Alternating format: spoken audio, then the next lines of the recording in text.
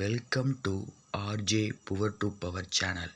இந்த சேனல் என்ன பார்க்க போகிறோம்னா, காமனாகவே காம்படிட்டிவ் எக்ஸாம்களோட ஃபஸ்ட் ஸ்டெப் என்னென்னா ஃபோட்டோ அண்ட் சிக்னேச்சர் அப்லோட் பண்ணுறது. அதை எப்படி கரெக்டான சைஸில் ரெடியூஸ் பண்ணி பேக்ரவுண்ட் சேஞ்ச் பண்ணி அப்லோட் பண்ண போகிறோன்றதை பற்றி தான் இதில் பார்க்க போகிறோம். ஃபஸ்ட்டு நம்ம என்ன பண்ண போகிறோம்னா, டிஎன்பிசியில் என்ன சொல்லியிருக்காங்கன்னா, background photo background white colour இருக்கணும். ஸோ இந்த ஒயிட் கலர் பேக்ரவுண்ட் சேஞ்ச் பண்ணுறதுக்கு ஃபஸ்ட்டு நம்ம கூகுள் போகணும். கூகுள் போயிட்டு ரிமூவ் பேக்ரவுண்ட் அப்படின்னு வெப்சைட் சர்ச் பண்ணோம்னா ஃபஸ்ட்டு வெப்சைட் remove.bg. இந்த வெப்சைட்டை கிளிக் பண்ணோம்னா ஃபஸ்ட்டு வெப்சைட்டுக்குள்ளே போனோடனே அப்லோடு இமேஜ்னு காமிக்கும். அதை போய் அப்லோடு கொடுத்தோம்னா ஃபோட்டோவில் இருக்க ஃபோட்டோவை கிளிக் பண்ணி ஆட் பண்ணிக்கணும். தென் ஆட் பேக்ரவுண்ட் ஆப்ஷன் இருக்கும். அதில் போய்ட்டு நம்ம கலர் சூஸ் பண்ணி ஒயிட் கொடுத்து டவுன்லோட் பண்ணிக்கணும்.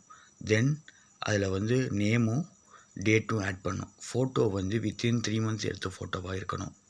பெயிண்ட் சாஃப்ட்வேருக்குள்ளே போயிட்டு லெஃப்ட் கார்னரில் பேஸ்ட் ஃப்ரம்னு இருக்கும். அதை கிளிக் பண்ணிங்கன்னா ஃபோட்டோவுக்குள்ள பேக்ரவுண்ட் சேஞ்ச் பண்ண ஃபோட்டோ இருக்கும்.